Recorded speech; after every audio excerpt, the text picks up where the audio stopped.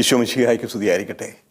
സ്നേഹമുള്ളവരെ, അത്ഭുതങ്ങൾ, അടയാളങ്ങൾ എന്ന ബൈബിൾ പഠന പരമ്പരയിലേക്ക് സ്വാഗതം.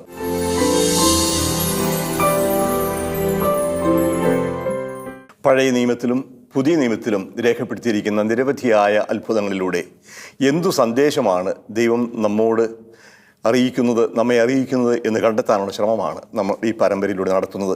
പഴയ നിയമത്തിൽ ഉള്ള അത്ഭുതങ്ങൾ വിശദീകരിച്ചു കഴിഞ്ഞു. പുതിയ നിയമത്തിൽ മർക്കോസ് എഴുതിയ സുവിശേഷത്തിൽ കാണുന്നതും അതിന് സമാന്തരമായുള്ളതുമായ അത്ഭുതങ്ങൾ നമ്മൾ കണ്ടു കഴിഞ്ഞു.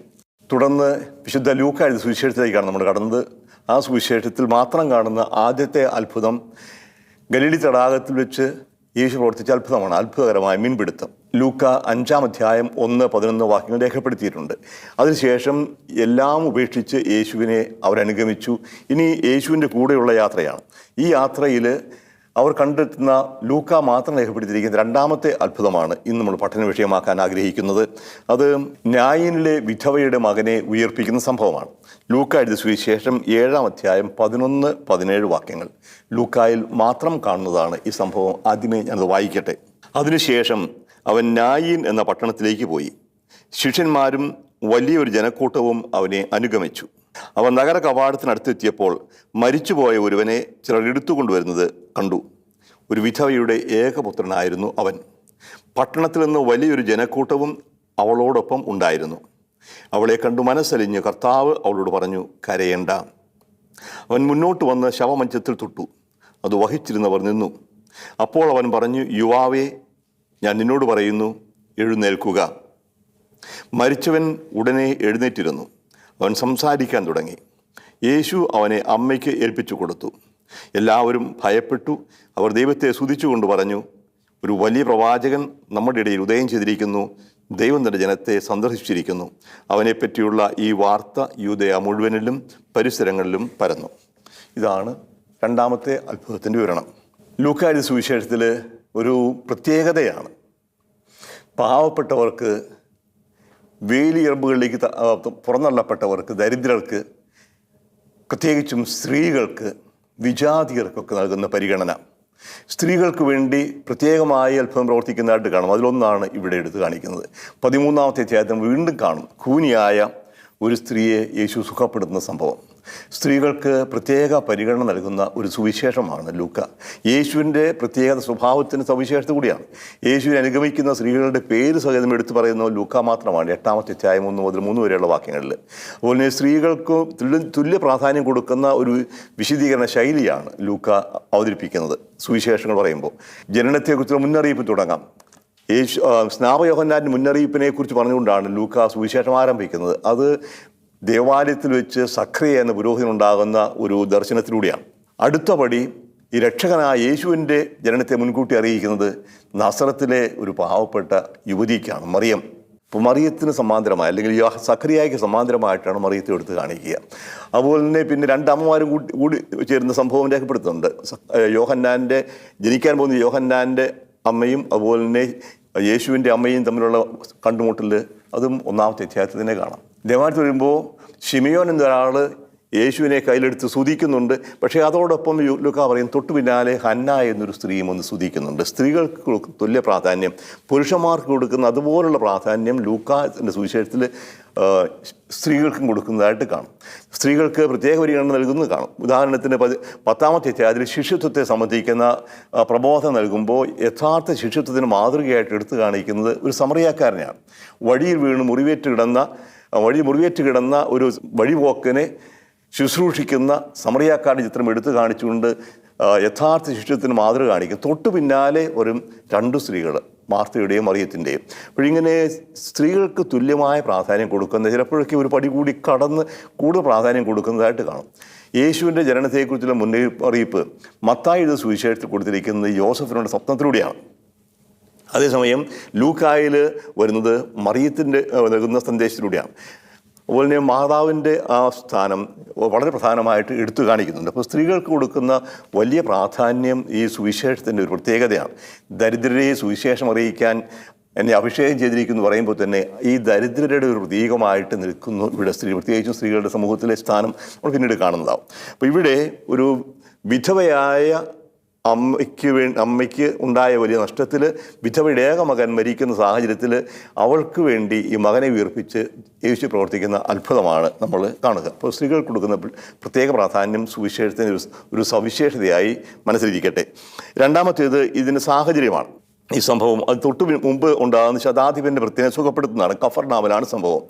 അത് മത്തായിയും യോഹന്നാനും രേഖപ്പെടുത്തിയിട്ടുള്ളതാണ് ശതാധിപൻ്റെ വൃത്തിനെ സുഖപ്പെടുത്തുന്ന സംഭവം. അതിനുശേഷം യേശു നായിനിലേക്ക് വരുന്നു. കഫർനാവും നായിനും തമ്മിൽ 51 കിലോമീറ്റർ ദൂരമുണ്ടെന്നാണ് പറയുക. വഴിയിലൂടെ പോകുമ്പോൾ 51 കിലോമീറ്റർ അകലെ. അപ്പോൾ ദീർഘമായി 2 ദിവസം നടക്കേണ്ടി വരും.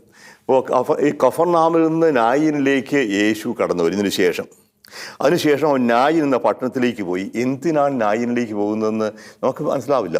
സംഭവിക്കാൻ പോകുന്ന കാര്യങ്ങളാണ്. ഇപ്പോൾ ഒരു ചെറിയ ഗ്രാമമാണ്. കഫർനാമിൽ നിന്ന് പ്രത്യേകമായിട്ട് നായിൻ ഒന്നും ചെയ്യാനില്ല. അവിടെ വേറെ സംഭവം നടക്കുന്നുമില്ല. പക്ഷേ യേശു വരികയാണ്. നായിനിലെ പട്ടണത്തിലേക്ക് പോയി. ജനക്കൂട്ടവും അവരെ അനുഗമിച്ചു. വലിയ ജനക്കൂട്ടം യേശുവിൻ്റെ പിന്നാലെ എപ്പോഴും ഉണ്ട്. യേശുവിൻ്റെ വാക്ക് കേൾക്കണം, യേശുവിൻ്റെ പ്രവർത്തികൾ കാണണം, അതിൽ പങ്കുചേരണം. അങ്ങനൊരു ഘോഷയാത്രയായിട്ടാണ് വരിക. ദീർഘദൂരം 50 കിലോമീറ്റർ 51 കിലോമീറ്റർ യാത്ര ചെയ്ത് വരുന്ന യേശുവും ജനക്കൂട്ടവും പിന്നാലെ.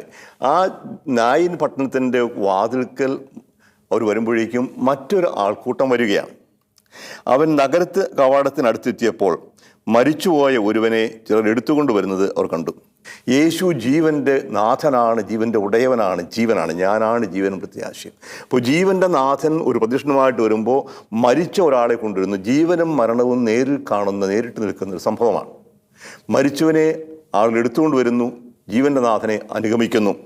മരിച്ച ഒരുവനെ ചിലർ എടുത്തുകൊണ്ട് വരുന്നത് കണ്ടു. ആ ഒരുവൻ്റെ പ്രത്യേകത ലൂക്ക പ്രത്യേകം എടുത്ത് പറയുന്നുണ്ട്. ഒരു വിധവയുടെ ഏകപുത്രനായിരുന്നു അവൻ. 2 കാര്യങ്ങൾ. വിധവയുടെ മകനാണ്, ഏക മകനാണ്. ഇപ്പോൾ ഇവിടെ ഭർത്താവിൻ്റെ മരണത്തിന് ശേഷം പിന്നെ ഈ ചെറുപ്പക്കാരനായ മകനും കൂടി മരിക്കുമ്പോഴേക്കും ഇരട്ടി ദുഃഖമായി ഇവൾക്ക്. ഭർത്താവ് മരിച്ചു, ഏക ആശ്രയമായിരുന്ന മകനും മരിച്ചു, ഇനി ആരും അവൾക്ക് ആശ്രയമില്ല. ഇങ്ങനെ വിധവയുടെ ഏക മകൻ, ആ മരിച്ച മകൻ്റെ ശവമഞ്ചത്തെ അനുഗമിക്കുന്ന അമ്മ, ഇവിടെയാണ് യേശു കണ്ടുമുട്ടുന്നത്. ഇതിനു വേണ്ടിയിട്ടാണ് തന്നെയാണ് യേശു വരിക. പട്ടണത്തിൽ നിന്ന് വലിയ ജനക്കൂട്ടവും അവളോടൊപ്പം ഉണ്ടായിരുന്നു. പട്ടണവാതിൽക്കൽ 2 ഘോഷയാത്രകൾ, ജീവനും മരണവും മുഖാഭിമുഖം നിൽക്കുകയാണ്. ഇനി യേശുവിൻ്റെ ആണ് ഇനീഷ്യേറ്റീവ് തുടങ്ങുന്നത്. അവളെ കണ്ട് മനസ്സലിഞ്ഞ് കർത്താവ് അവളോട് പറഞ്ഞു, കരയേണ്ട. ഓരോ വാക്കും ശ്രദ്ധിക്കുക. അവളെ കണ്ടു. സുവിശേഷകന്മാർ എപ്പോഴും എടുത്തു കാണിക്കുന്നൊരു കാര്യമാണ്. യേശു കണ്ടു, ദൈവം കണ്ടു. രണ്ടാമത്തേത് മനസ്സലിഞ്ഞു, കരുണ തോന്നി. ഹൃദയത്തിൽ നിറയുന്ന കരുണ, അതാണ് ദൈവത്തിൻ്റെ ഭാവം. സ്വർഗസ്ഥനായ നിങ്ങളുടെ പിതാവ് കരുണയുള്ളവരായിരിക്കുന്നവർ നിങ്ങളും കരുണയുള്ളവരായിരിക്കുവിൻ. കരുണയുള്ളവർ ഭാഗ്യവാന്മാർ, അവർക്ക് കരുണ ലഭിക്കും. കരുണ കാണിക്കാത്തവരുടെ മേൽ കരുണയില്ലാത്ത വിധി ഉണ്ടാവും എന്ന് പറയുന്നുണ്ട്. കരുണ തോന്നി. ഇപ്പോൾ ദൈവത്തിൻ്റെ സ്വഭാവം മുഴുവനായിട്ട് എടുത്തു കാണിച്ചാൽ ഇതാണ്, കരുണയാണ്. അനുകമ്പ, കരുണ തോന്നി. യേശുവിന് കരുണ തോന്നി. പിന്നെന്താണ് അവൾ നോക്കിയ? അവളോട് പറഞ്ഞു, കരയേണ്ട. കാരണം എനിക്കറിയാം നീ കരയുന്നതിൻ്റെ കാരണം എന്താണ്.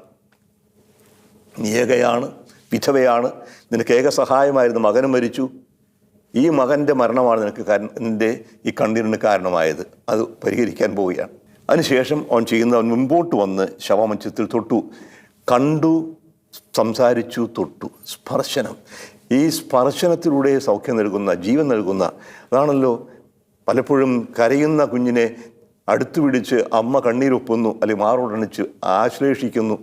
ഈ ഒരു സ്പർശനം വിരഹ ദുഃഖം അനുഭവിക്കുന്ന, വേദന അനുഭവിക്കുന്ന ആളുകൾക്ക് ഈ ഒരു സ്പർശനം സന്തോഷം പ്രദാനം ചെയ്യും. പക്ഷേ ഇത് വെറും തുടരല്ല. അവൻ ശവമഞ്ചത്തിൽ തൊട്ടു, ജീവനാണ് കൊടുക്കാൻ പോകുന്നത്. അവർ നിന്നു.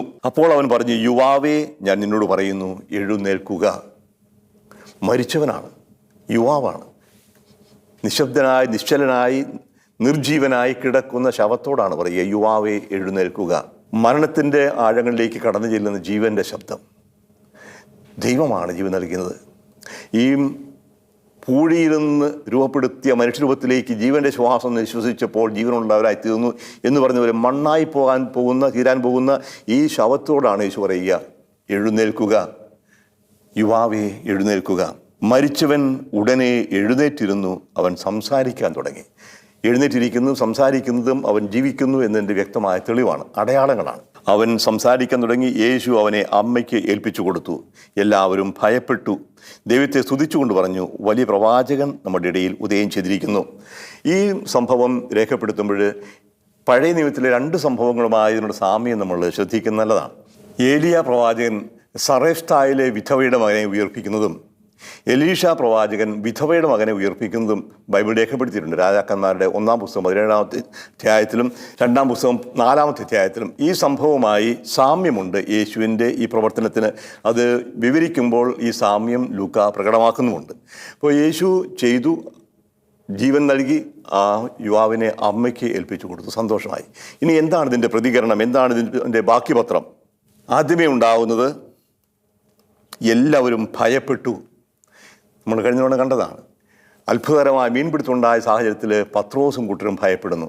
അപ്പോൾ ദൈവിക സാന്നിധ്യമാണ് ഇവിടെ വ്യക്തമാവുക. മരിച്ചവനെ ഉയർപ്പിക്കാൻ കഴിവുള്ളത് ദൈവത്തിന് മാത്രമാണ്. ഒരു വാക്കുകൊണ്ട് മരിച്ചവരെ ഉയർപ്പിക്കുക, ഇത് സാധാരണ മനുഷ്യനല്ല, ഇത് സ്വാഭാവിക ശക്തിയല്ല, ദൈവിക സാന്നിധ്യമാണ്. യേശുവിലുള്ള ദൈവിക സാന്നിധ്യത്തെ ഏറ്റുപറയുന്നതാണ് ഈ ഭയം. ഓവ് എന്ന് ഇംഗ്ലീഷ് പറയും, AWE, ഓവ്. അപ്പോൾ ദൈവ ഭയം, ദൈവത്തിൻ്റെ സാന്നിധ്യത്തിൽ മറ്റുണ്ടാകുന്ന അനുഭവം.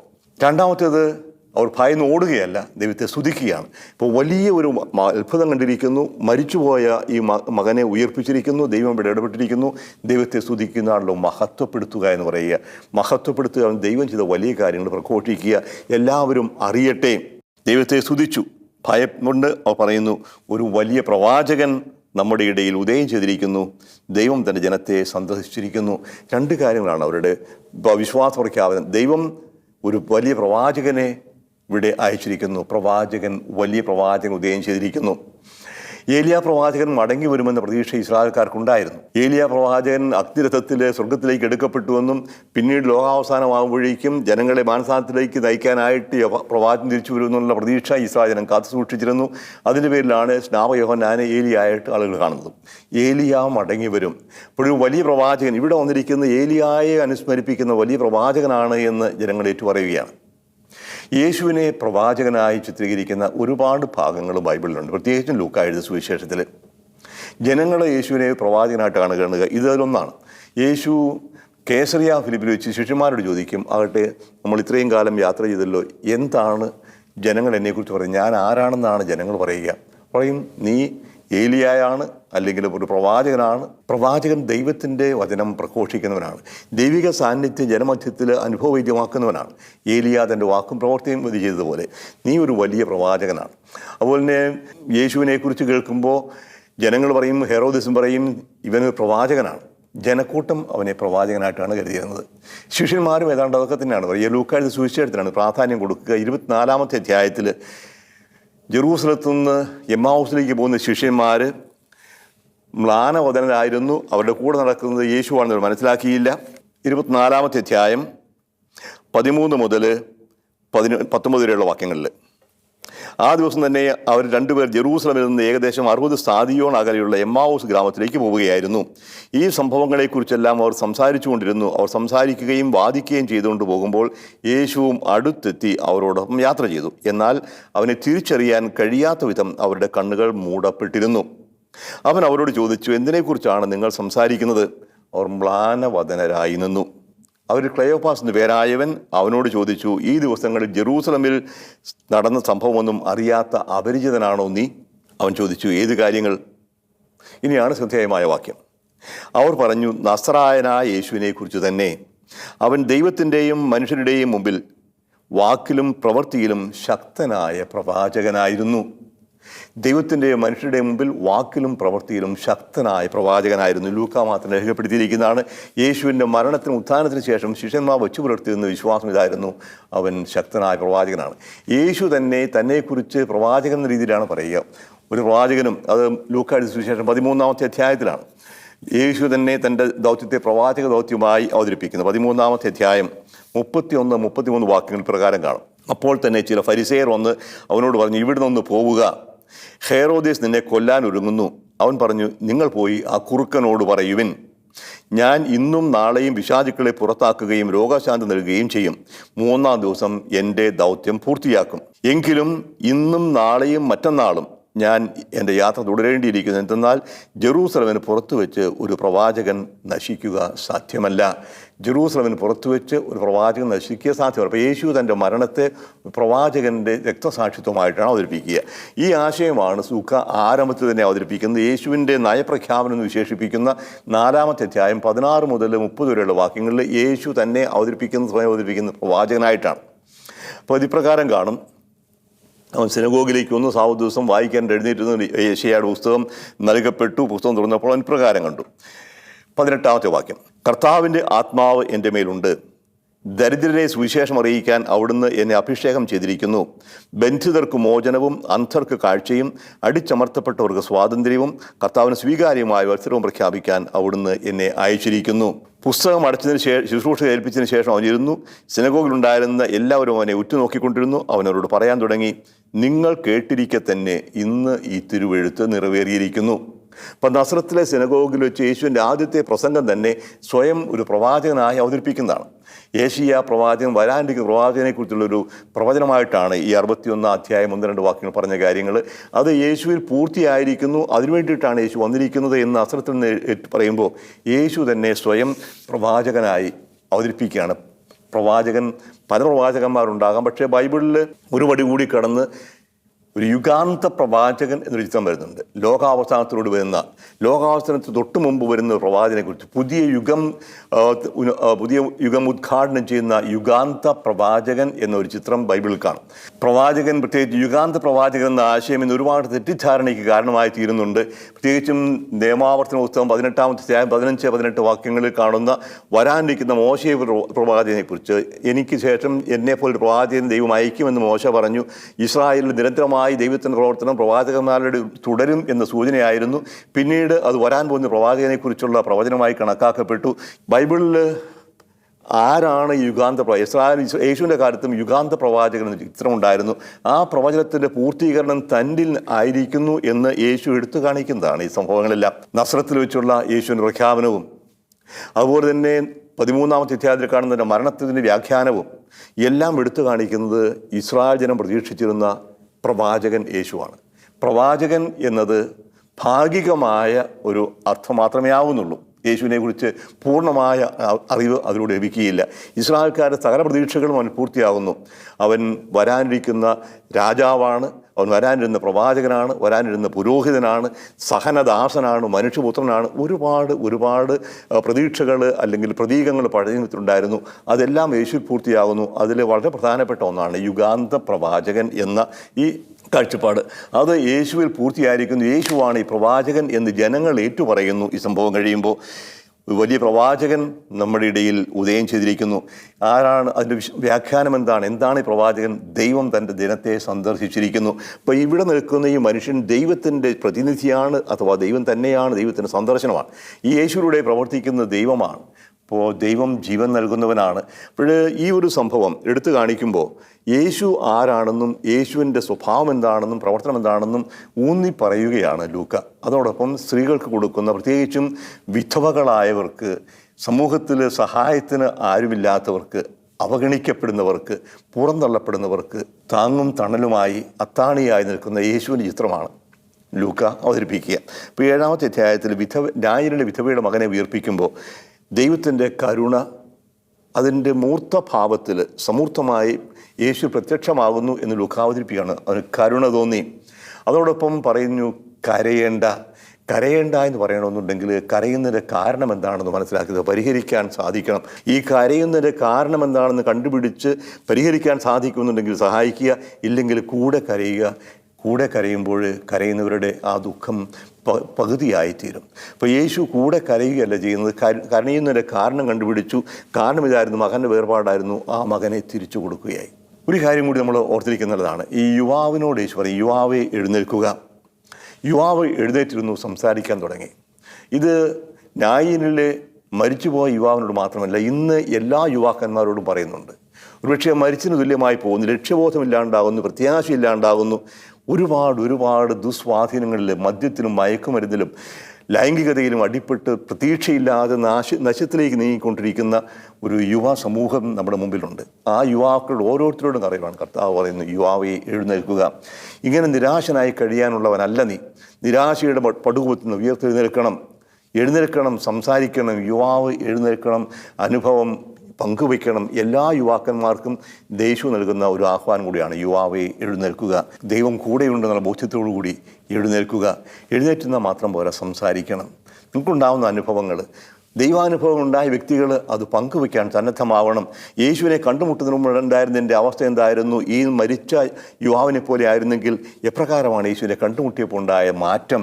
ആ നായനിലെ യുവാവ് സംസാരിച്ചത് ഇന്നത്തെ യുവാക്കൾക്കൊരു മാതൃകയാകണം, ഒരു പ്രചോദനമാകണം. യുവാവെ എഴുന്നേൽക്കുക. അവൻ എഴുന്നേറ്റ് സംസാരിക്കുമ്പോൾ ആൾക്കാർ വിശ്വസിക്കും.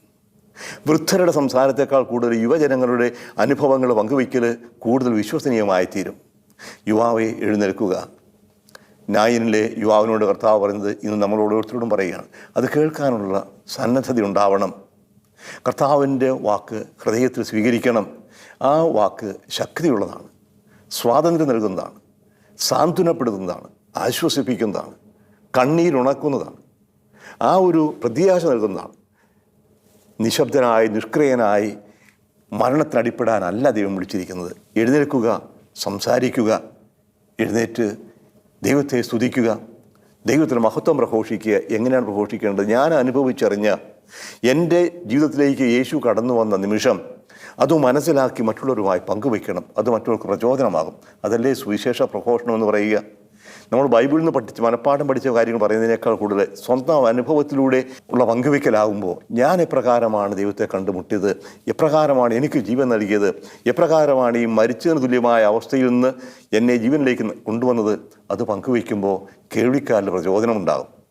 അവരും എഴുന്നേറ്റ് നിന്ന് ദൈവത്തെ സ്തുതിക്കാൻ തുടങ്ങും. അപ്പോഴൊരു യുവജനങ്ങളുടെ ഉയർത്തെഴുന്നേൽപ്പിനുള്ള ഒരു ആഹ്വാനമായി കൂടെ ഇതിനെ കാണണം. അവൻ എഴുന്നേറ്റിരുന്നു, സംസാരിച്ചു, ജനങ്ങളെല്ലാം അത്ഭുതപ്പെട്ടു. ദൈവം ജനത്തെ, അതുകൊണ്ട് സംഭവിക്കുന്നതാണ്, ദൈവം തൻ്റെ ജനത്തെ സന്ദർശിച്ചിരിക്കുന്നു. ദൈവത്തിൻ്റെ സന്ദർശനം എന്ന വ്യക്തികളിലൂടെയാണ് ഉണ്ടാവുക. ഇവിടെ ഒരു മരിച്ചവൻ ഉയർത്തെഴുന്നേൽപ്പാണ്. അപ്പോൾ മരിച്ചവൻ ചവിടിയിരുത്തെഴുന്നേറ്റ് വരുന്നതല്ല, മരിച്ചവന് തുല്യമായി ജീവിച്ചാലും മരിച്ച ഒരുപോലെ ആയിരിക്കുന്ന സാഹചര്യത്തിൽ നിന്ന് പുതിയ ഉണർവോടെ ജീവനോടെ കടന്നു വരുന്ന ആ ഒരു സുവിശേഷ പ്രഘോഷണം, അതിനൊരു മാതൃക കൂടിയാകണം ഇത്. അതിനുശേഷം 17-ാം വാക്യം ഇപ്രകാരം പറയും, അവനെപ്പറ്റിയുള്ള ഈ വാർത്ത യൂദയ മുഴുവനിലും പരിസരങ്ങളിലും വ്യാപിച്ചു. ഈ വാർത്ത നമുക്കും ബാധകമാകണം, നമുക്ക് പ്രചോദനമാകണം. അതിനുള്ള കൃപയ്ക്ക് വേണ്ടി നമുക്ക് പ്രത്യേകം പ്രാർത്ഥിക്കാം. കനിവാനും സ്നേഹനിത്യവുമായ ദൈവമേ, വിധവയുടെ ഏകമകൻ്റെ വേർപാടിൽ അവരുടെ കണ്ണീരൊപ്പാനായി അവിടുത്തെ പുത്രൻ യേശു ക്രിസ്തു 50 കിലോമീറ്റർ കാൽനടയായി വന്ന് അവളെ കണ്ടുമുട്ടിയ സംഭവം ഞങ്ങൾ വായിക്കുകയായിരുന്നു. അങ്ങ് തന്നെയാണ് യേശുവിലൂടെ സംസാരിച്ചത്. കരയേണ്ട, ഞങ്ങളുടെ ദുഃഖങ്ങൾ, വേദനകൾ, നിരാശകളെല്ലാം ഏറ്റെടുത്ത് അതിൽ നിന്നെല്ലാം മോചനം നൽകി കരയേണ്ട ഞങ്ങളോടും പറയുന്നു. കർത്താവേ, അങ്ങയുടെ വാക്ക് വിശ്വസിക്കാൻ, അങ്ങനെ ശക്തി ആർജിച്ചുകൊണ്ട് ഞങ്ങളുടെ ചുറ്റുമുള്ള കരയുന്നവരുടെ കണ്ണീരൊപ്പാൻ, അവർക്ക് ആശ്വാസം നൽകാൻ, കണ്ണീരിൻ്റെ കാരണങ്ങൾ പരിഹരിക്കാനുള്ള കൃപ, ശക്തി ഞങ്ങൾക്ക് പ്രദാനം ചെയ്യണമേ. കർത്താവായ യേശുവേ, അവിടുത്തെ വാക്ക് കേട്ട് യുവാവ് മരണത്തിൽ നിന്ന് തിരിച്ചു വന്നു. അവൻ എഴുന്നേറ്റിരുന്നു, സംസാരിച്ചു. അതുപോലെ കർത്താവായ യേശുവേ, അവിടുത്തെ വചനം നിർജീവമായി പോകുന്ന അനേകം യുവജനങ്ങളിലേക്ക്, യുവജീവിതങ്ങളിലേക്ക് ശക്തിയായി കടന്നു വരണമേ. അങ്ങിൽ നിന്ന് ശക്തി ആർജിച്ച് അങ്ങയുടെ ആത്മാവിൻ്റെ അഭിഷേകം സ്വീകരിച്ച് ജീവൻ്റെ സാക്ഷികളാകാൻ, ആശ്വാസം പകരുന്നവരാവാൻ, പ്രത്യാശ നൽകുന്നവരാവാൻ, മറ്റുള്ളവരുടെ കണ്ണീരൊപ്പാൻ കഴിവുള്ളവരാകാൻ ഞങ്ങളുടെ യുവജനങ്ങളെയും അനുഗ്രഹിക്കണമേ. നിത്യം പിതാവും പുത്രനും പരിശുദ്ധാത്മാവുമായ സർവേശ്വര. ആമേൻ.